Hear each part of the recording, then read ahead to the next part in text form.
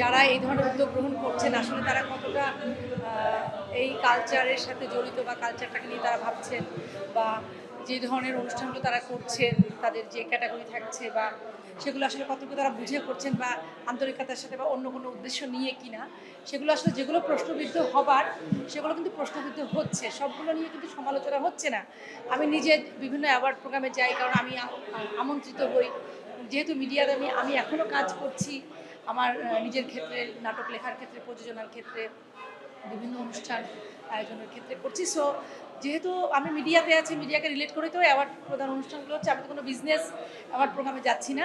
এগুলো হবে, কিন্তু পাশাপাশি যেই প্রোগ্রামগুলো নিয়ে আলোচনা হচ্ছে বা যেই ধরনের এগুলো বিতর্ক তৈরি করছে, আমি নিজেও বিব্রত, এবং এজন্য কিন্তু আমি যখন কোনো অনুষ্ঠানে ডাকা হয়, আর বিশেষ করে আজিজুল হাকিম একজন অভিনেতা, তিনি দীর্ঘ জীবন অভিনয় করছেন, আজকে তার 5 দশকের ক্যারিয়ার, এবং আজকে তাকে সেই সম্মাননা পদকটি দেওয়া হলো যে তিনি তার অভিনয় জগতের আজকে 50 বছরের পদার্পণ করেছেন।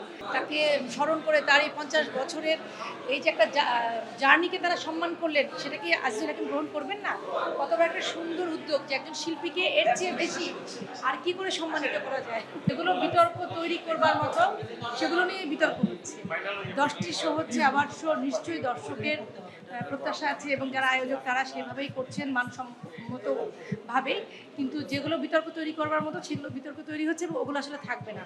আমরা একটা অ্যাওয়ার্ড অনুষ্ঠানে যখন আমাদেরকে নিমন্ত্রণ জানানো হয়, আয়োজকদের প্রতি সম্মান জানিয়ে যেহেতু আমাদেরকে সম্মানিত করা হচ্ছে, আমাদের কাজের স্বীকৃতি স্বরূপ অবশ্যই আমরা যাব, কিন্তু কিছু কিছু অনুষ্ঠানে আমরা গিয়েও কিছুটা একটু বিব্রত হই, এবং আমরাও ভাবি যে আসলে এই যে মিক্স করে দিচ্ছেন তারা, বা হয়তো দিচ্ছেন, কিন্তু আমার মনে হয় যে যার যার জায়গা থেকে এটা কিন্তু একটা বিবেচনার ব্যাপার আছে। আমি কি আসলে এই আমাকে একটা ট্যাগ দিয়ে দিল আমি সুপারস্টার, কিন্তু আমার আসলে কী কী কাজ আছে মিডিয়াতে এই ধরনের সম্মানিত হবার, সেটা মনে হয় আমাদের নিজেদের একটা দায়িত্ববোধ আছে। এই অ্যাওয়ার্ডের যোগ্যতাটা কি আমার আছে কিনা, আমি নিব কিনা, আমি সমালোচিত হব কিনা, শুধু শুধু নিজেকে ছোট করব কিনা, এটা মনে হয় যারা আসেন অতিথি হিসেবে কিন্তু সম্মাননা পদকটি গ্রহণ করবার জন্য তাদেরও ভাবা উচিত, কারণ এই ধরনের বিতর্কিত হলে ক্রমান্বয়ে দর্শকের কাছে আসলে অ্যাওয়ার্ড অনুষ্ঠানগুলো প্রশ্নবিদ্ধ হয়ে যাবে, যেটা আমি চাই না। কারণ একটা সম্মাননা পদক পুরস্কার হচ্ছে একজন শিল্পীর জন্য অনুপ্রেরণা, এটা কোনো টাকা পয়সা নয়, এটা অমূল্য, যার কোনো মূল্য হয় না। সো এই প্রোগ্রামগুলো থাকবে, আমরা আসতে চাই, এই ধরনের অনুষ্ঠান হবে, আমরা আরও অনেক অনেক অনেক বেশি চাই, কিন্তু আমরা কোনো বিতর্কিত হোক এরকম কোনো মানে ইললজিক্যাল বা কোনো পক্ষপাতিত্বপূর্ণ পুরস্কার যদি না হয়, তাহলে আমরা একটু বিব্রত কম হব। এই সম্মাননাটা কিন্তু একটু ভিন্ন রকমের, কারণ আমি এর আগে অনেক সম্মাননা পেয়েছি, অনেক পদক পেয়েছি, সেগুলো আমার কাজের স্বীকৃতি, বিভিন্ন কাজের স্বীকৃতি হিসেবে। কিন্তু আজকে জুলাই মাস, এবং দিয়ামণি কমিউনিকেশন যেটা মনে রেখেছে যে জুলাই মাসে আমি আমার অভিনয় জীবনের শুরু করেছিলাম, সেটি 1977 সালে। সেই হিসাবে আমি 50 বছরে পদার্পণ করেছি আমার অভিনয়। এটি আমার জন্য অনেক বড় একটা পাওয়া, কারণ সুস্থ থেকে অভিনয় করে যাওয়া এটি কিন্তু আল্লাহর বড় একটা নিয়ামত বলে আমি মনে করি। সেই দিক থেকে আমি অনেক বেশি সৌভাগ্যবান যে আমি 50 বছরে পদার্পণ করেছি অভিনয়ে, এবং আমার এই যে স্বীকৃতি, গোল্ডেন জুবিলি হিসেবে দিয়ামণি কমিউনিকেশন আমাকে যে সম্মানটা দিয়েছে তার জন্য তাদের প্রতি কৃতজ্ঞতা। আর এটার অনুভূতিটা আসলে অন্যরকম।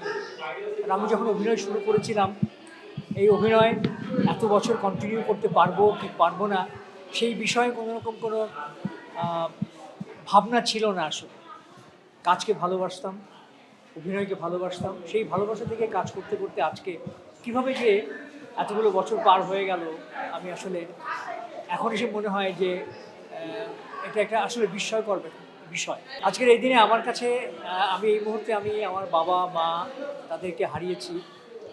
আজকে আমার অভিনয়ের যে 50 বছর পূর্তি, 50 বছর যে পদার্পণ করেছি, এই সংবাদ তাদের কাছে অনেক বেশি হয়তো আনন্দিত করতো। যেহেতু তারা নেই, আমার কাছে প্রথমেই তাদের কথা মনে পড়ছে। আর মনে পড়ছে আমার যিনি নাট্যগুরু মামুনুর রশিদ, যার হাত ধরে আমি অভিনয় শুরু করেছি, তার কথা মনে পড়ছে। তিনি এখনও আমাদের পাশে আছেন, আমাদের নতুনদেরকে তিনি সহযোগিতা করছেন, সাহস দিয়ে যাচ্ছেন, এবং এখনও নতুনদেরকে তিনি তৈরি করছেন। তিনি জীবন্ত ইনস্টিটিউট হিসেবে কাজ করছেন, তার প্রতি অনেক বড় কৃতজ্ঞতা।